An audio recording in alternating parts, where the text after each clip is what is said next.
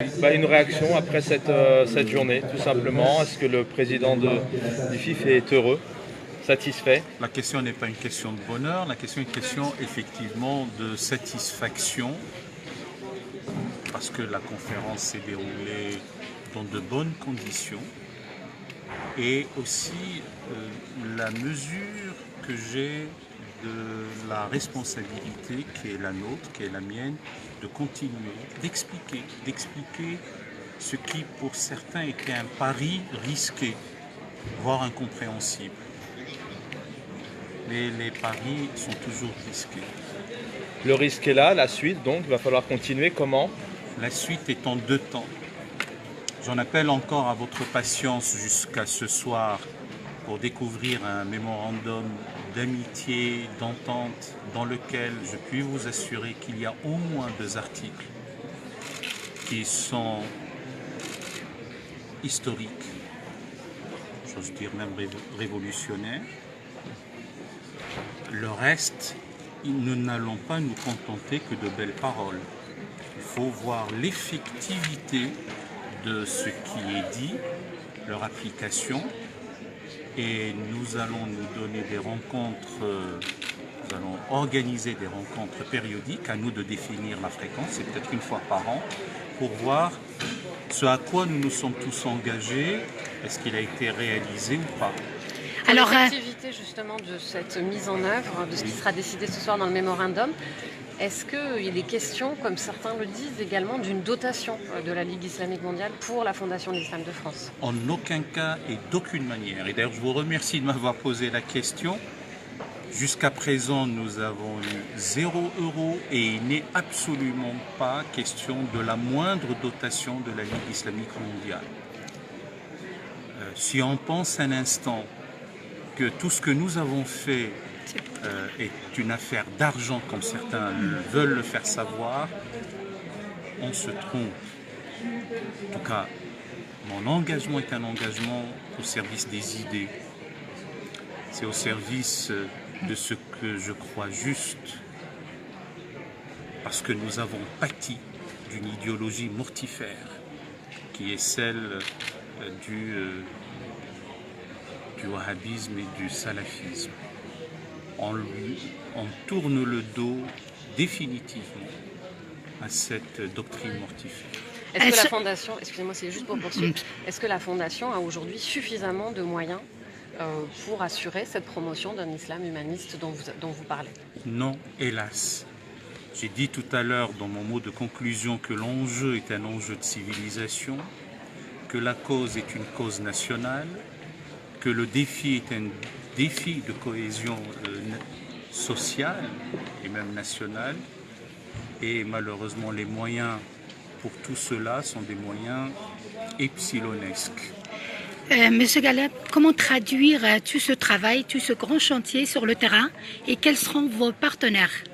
Alors sur le terrain au niveau français, il y a, et je ne suis pas peu fier de l'annoncer, nous sommes à notre 5e édition de ce que j'appelle dans notre jargon l'acronyme UPI, Université populaire itinérante, puisque nous allons de ville en ville. Au programme, il y a une 40aine de villes dans le territoire hexagonal et au moins un département ultramarin pour avoir un débat sérieux, futile, virulent, nous saurons le canaliser pour aborder la question épineuse de l'islam. Le sujet islam est un sujet inflammable, explosif, d'une actualité brûlante, sa question est épineuse, mais il nous incombe de l'aplanir. C'est même un début de prise de conscience et de responsabilité. J'ai envie de dire, mutatis mutandis, c'est un peu notre grand débat à nous. Il y a celui du président de la République suite aux affaires des Gilets jaunes. Il y a, et je suis même étonné que cette question n'a pas été abordée dans ce grand débat. Nous devons apprivoiser les peurs, exorciser les hantises, domestiquer les angoisses. Bref, crever l'abcès, parler de ce qui ne va pas, de ce qui va, pour que les citoyens musulmans et non musulmans entre eux puissent vivre en bonne intelligence. Pour vous, il est temps. Il il est plus que temps. On a même tardé. On a connu 2 à 3 décennies, hélas, où d'incurie en incompétence, de démission en régression, on s'est retrouvé avec le terrorisme abject qui frappe dans nos villes. Et je n'oublie jamais aussi que nous avons connu une annus horribilis, celle de 2015. Monsieur Raleb, excusez-moi, est-ce qu'on a remarqué que la présence de la Grande Mosquée de Paris et du CFCM sont absents aujourd'hui, alors qu'ils prônent la paix, la solidarité et l'humanisme. Alors, comment vous expliquez tout ça? Alors, l'explication, je ne l'ai pas. En revanche, les faits sont les suivants. La Grande Mosquée de Paris et le Conseil français du culte musulman ont été invités. Vous savez, nous avons invité des intervenants, des leaders religieux, des responsables, des imams, des mouftis, des oulémas, des écrivains du monde entier. Et vous imaginez un instant que la Grande Mosquée de Paris et le Conseil français du culte musulman soient ignorés? Ils ne sont pas là. Je constate simplement que dans quelques-uns de leurs communiqués, d'un côté, ils déplorent le fait de ne pas être là. En même temps, ils dénoncent la collusion avec l'islamisme. Si à un instant j'étais le suppôt du wahhabou-salafisme, ça se saurait. C'est un peu comme Trotsky capitaliste. Est-ce que ce genre d'événement est une façon aussi de faire rayonner votre leadership dans un moment où il y a une guerre justement au sein du CFCM pour cet interlocuteur de l'islam de France? Est-ce que c'est une façon aussi d'appuyer votre poids dans la constitution de cet interlocuteur d'un islam de France? À mon ami, ce n'est pas une affaire de leadership. C'est une question simplement de responsabilité, d'engagement, d'une volonté de sortir par le haut d'une crise qui a assez duré. Moi, j'aurais pu être un homme tranquille. Le mot intellectuel est trop fort peut-être dans ma bouche, puisque l'intellectuel, c'est celui dont on nomme le siècle par son nom. On en est loin. Donc, on a parlé du siècle de Voltaire, ou du siècle d'Averroès, ou du siècle de Périclès. Je fais ça décrescendo. Non, j'ai accepté une responsabilité qui me coûte à tout point de vue. Là, j'ai haussé le ton parce que je le fais à titre gracieux. Les gens pensent que j'ai des émoluments somptuaires. Eh bien, on se trompe. Ça me coûte à tout point de vue. Je reçois des coups tous les jours. Mon honneur est sali. Parce qu'on pense que là, il y a une collusion avec le wahhabou-salafisme. Alors que je pense qu'il est temps de faire évoluer les mentalités et d'accompagner les changements quand ils sont reconnus. Il y a vacance du terrain, il y a carence. J'ai des idées aussi, je les défends. Et on ne fait rien sans peine, on ne fait rien sans risque, on ne fait rien sans recevoir des coups. Mais l'histoire retient ceux qui savent dire aussi non quand il y a lieu de dire non. Pour l'instant, nous disons non à la compromission, oui à tout ce qui peut aider à ce que nous en sortions par le haut de la crise que nous connaissons et aussi pour apaiser les tensions dans notre pays et de par le monde. Est-ce que vous pensez que dans le canevas que vous préparez là pour la signature, est-ce que la femme va avoir une place importante là-dedans et que ça va être respecté surtout sur ses droits? Allez, il y a une phrase qui est « Les êtres humains sont égaux en dignité, quels qu'ils soient ». Je reconnais que ça a donné lieu à des négociations et que, en tout cas pour la Fondation de l'Islam de France et pour votre serviteur, le respect absolu et scrupuleux de la dignité humaine dans sa composante féminine est non négociable. Et toute atteinte à cette dignité dans sa composante féminine est une atteinte à l'humanité tout entière. Je ne cesse de le répéter, de le dire, je le scande jusqu'au ressassement. Ne peut pas continuer à vivre avec des visions archaïques relevant du machisme, du sexisme, de la phallocratie, voire de la misogynie, que ce soit au nom de la religion ou au nom de toute autre considération. Ceci non seulement heurte notre conscience, ceci est non seulement quelque chose d'inacceptable, mais aussi c'est notre enjeu de civilisation. Cette égalité foncière, fondamentale, ontologique entre les êtres humains, par-delà le genre, Estelle aurait dit par-delà le sexe, par-delà l'appartenance spirituelle, par-delà les options métaphysiques, de non négociable. Ça relève de l'indélibérable, si je puis dire. Il n'y a pas lieu de transiger là-dessus. Monsieur Gallet, pour une question qui me reste au cœur, quand il s'agit d'un acte fait par la religion musulmane, on dit toujours les islamistes. Alors quand il s'agit d'autres religions, on dit les intégristes, les extrémistes. Est-ce que dans votre langage, vous qui êtes le représentant de cette religion, vous ne pouvez pas passer un message de ne pas dire islam? Alors pardon, dans un premier temps, une question de vocabulaire. Je ne suis pas représentant. L'eussé-je voulu, je ne l'eusse pas pu, si je puis dire. Je suis représentant de personne. Je préside une institution, oui, ce qui n'est pas tout à fait l'islam de France. Et d'ailleurs, les citoyens musulmans, la religion musulmane, quand ils sont citoyens, ne peuvent être représentés que par leurs propres élus. Ce sujet, le collège électoral, il vaut mieux qu'il soit aussi conforme au collège électif, sans référence aucune à l'appartenance confessionnelle. Mais ça, c'est un autre débat. L'ennui, c'est que les auteurs de ces actes abjects et les actes de terreur eux-mêmes se prévalent de la tradition religieuse islamique et que nous avons pâti pendant des décennies d'une idéologisation de la religion islamique par ce qu'on appelle l'islamisme politique.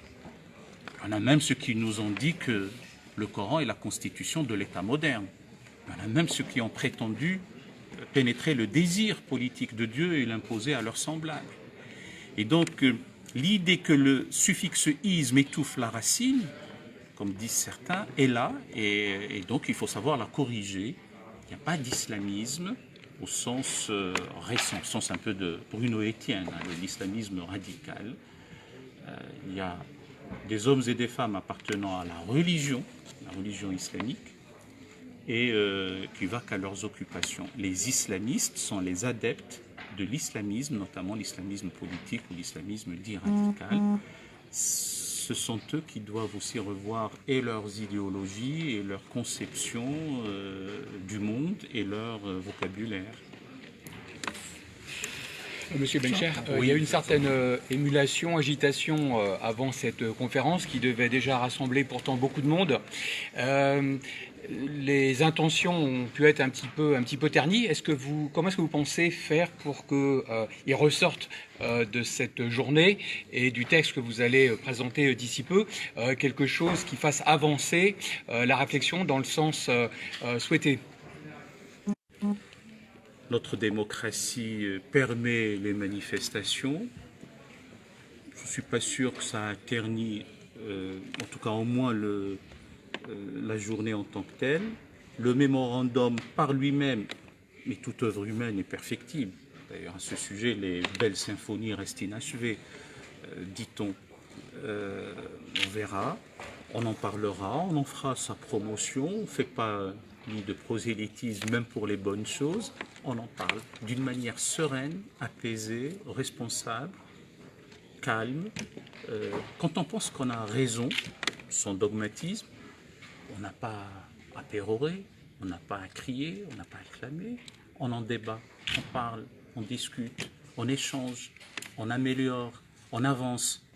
Et notre vision, notre cap, encore une fois, est d'être au service de l'homme, de l'être humain, de la personne humaine, l'émancipation du sujet humain. Que cette émancipation vienne de traditions religieuses ou de courants laïques, voire de l'agnosticisme.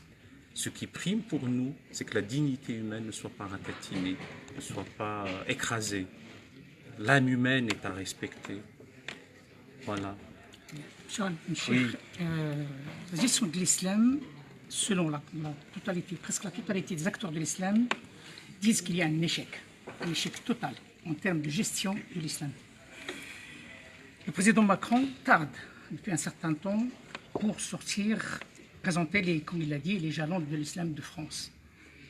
Est-ce que la Fondation jouera un rôle sur un plan, je parle, culturel, ce qui est sa vocation dans un premier temps? Est-ce que les absents ont toujours tort, ceux qui ne sont pas présents aujourd'hui, notamment le CFCM? Et ma question est double, est-ce qu'ils font partie du conseil d'administration de la Fondation? Alors je réponds par le dernier volet de la question. Oui, il y a un siège pour le président du Conseil français du culte musulman, un siège ès-qualité. Et c'est dans nos statuts. Si la Fondation de l'Islam de France est consultée, elle donnera son avis. Mais permettez-moi de pousser loin un peu la réflexion. Nous sommes dans un État laïque et nous tenons scrupuleusement à la loi dite de séparation, la loi du 9 décembre 1905. À ce sujet, les pouvoirs publics, l'État, en principe, mais vous allez voir qu'il y a un paradoxe, n'a pas à se mêler de l'organisation d'un culte quel qu'il soit, en l'occurrence du culte islamique. Vous avez remarqué que je dis islamique et pas musulman, oui. C'est la pureté de la langue. Parce que l'homme est musulman, la religion est islamique. Mais ça, ce sont des subtilités qui dépassent beaucoup de nos amis. Bien, je reviens. Cette affaire-là, en principe, n'est pas une affaire de l'État. En même temps, sans être macronien, je comprends tout à fait que les pouvoirs publics veuillent, et à juste raison, avoir des interlocuteurs sérieux, compétents, engagés, intègres, probes, pas manœuvriers. Et hélas, ça a tardé à venir. Donc ça, c'est un premier paradoxe qui nous incombe à rompre et à lui trouver véritablement une solution. Il y a un second paradoxe. On ne peut pas demander à l'État français, et toujours non sans raison, de ne pas se mêler des affaires cultuelles, quelles qu'elles soient. Et donc on muselle l'État français, et en même temps s'accommoder de l'ingérence d'États tiers. Je peux les citer, mais bon, ça ne sert à rien. Et donc, ce second paradoxe est à rompre. Et nous tenons, je tiens, comme président de la Fondation de l'Islam de France, à ce que nous nous affranchissions de l'ombre tutélaire d'États tiers, quel qu'il soit. Donc l'islam consulaire. Ce que d'aucuns appellent l'islam consulaire. Je l'ai dit dans un journal, je ne sais même pas s'il est présent là, ou de la concurrence, ne peut pas s'accommoder de l'œil d'Alger, ou d'Ankara, ou de Rabat, ou du Caire, de je ne sais trop quelle autre capitale. L'islam de France, l'islam en France, l'islam pour la Fondation pour l'islam de France, ou ce que vous voulez, c'est une affaire d'abord franco-française qui concerne les citoyens français. Certes, nous sommes dans une ère de mondialisation, il y a des interactions avec d'autres aires culturelles, géographiques, et nous assumons ça, encore une fois, avec calme, avec respect, avec diplomatie et amitié. Il n'y a pas eu manipulation de l'Élysée, ou qui manipule qui par rapport à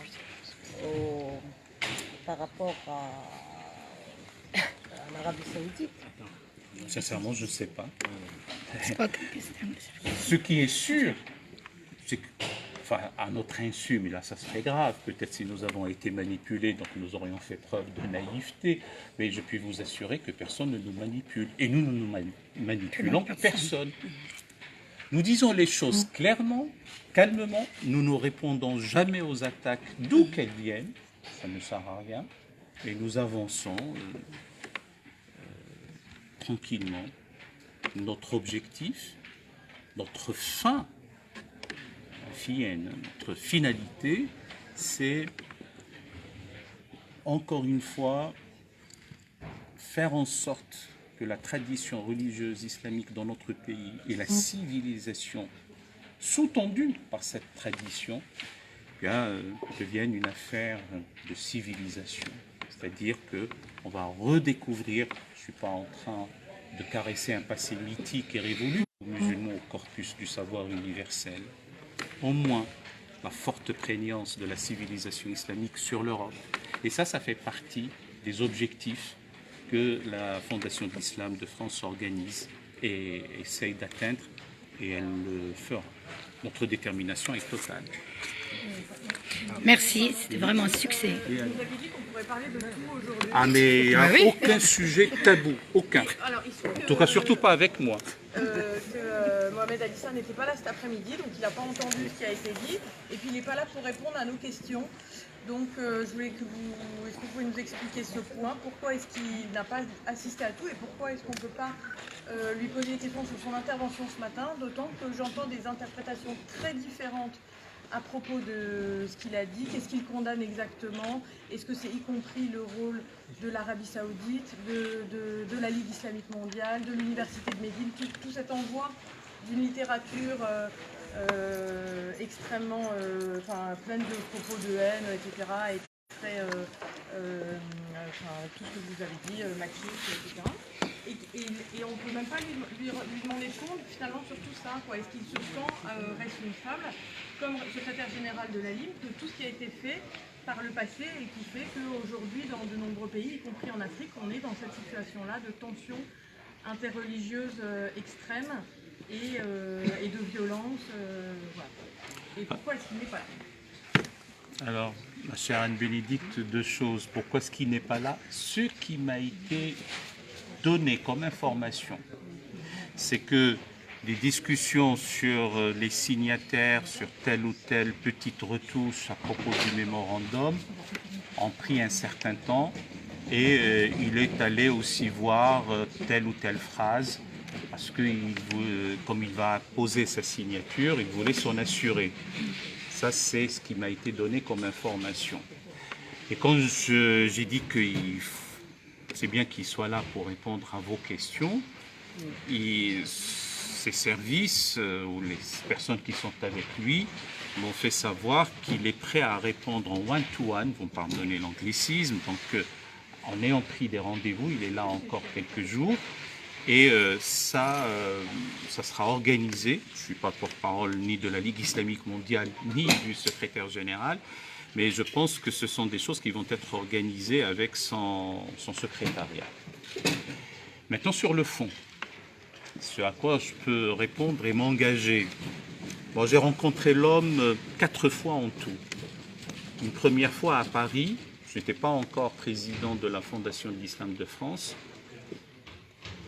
Étonnamment, je souligne l'adverbe étonnamment, reçu en grande pompe, y compris par le ministre Gérard Collomb de l'époque, reçu par le grand rabbin Haïm Korsia dans sa synagogue, reçu à Notre-Dame, reçu partout, et donc je l'ai rencontré lors d'un dîner, je l'ai entendu. Je m'étais dit, in petto, d'abord. Vous êtes mieux renseigné que moi, donc il est allé un peu partout. Ça n'a provoqué aucun remous. Et donc quand je l'ai entendu dans sa prise de parole publique dire des choses qui ont dénoté avec ses prédécesseurs, je m'étais dit, tiens, il y a quelque chose d'intéressant à voir. Je l'ai entendu encore une fois à New York, et puis 2 fois en Arabie Saoudite, où j'y suis allé pour la première fois en 2018. Et aussi étonnant que ça puisse l'être, je suis natif de Jeddah. Ah bon? Je suis né à Jeddah, et mais je n'y suis retourné en Arabie Saoudite après ma naissance. Je ne suis pas ressortissant saoudien comme certains le disent, qu'en 2018. Et j'ai entendu l'homme dire des choses fortes. Si je devais être dans une cour de récréation, ce serait « chiche ». Tu peux le dire à Paris? Et c'était comme ça. Dis oui, je le dirai à Paris. Dans une conférence internationale? Oui, dans une conférence internationale. Tu t'exprimeras sur la liberté de conscience, sur la liberté religieuse, sur l'égalité homme-femme, sur le primat des lois fondamentales, ce que j'appelle les constitutions. Oui, là nous avons organisé ça. Quand il y a un changement de cap, quand il y a une prise de conscience, quand il y a une reconnaissance des erreurs des prédécesseurs, je pense qu'il est, en tout cas c'est ma conception des choses, qu'il est de notre devoir, de mon devoir, d'accompagner et cette évolution et ce changement. Est-ce que vous avez entendu ce matin, vraiment une autocritique ou une condamnation de l'extrémisme des autres? Quand il parle d'extrémisme, il parle aussi d'islam politique. En gros, est-ce que ça le concerne? Est-ce qu'il parle de l'islam tel qu'il est pratiqué et diffusé en Arabie Saoudite, et y compris au sein de la Ligue islamique mondiale?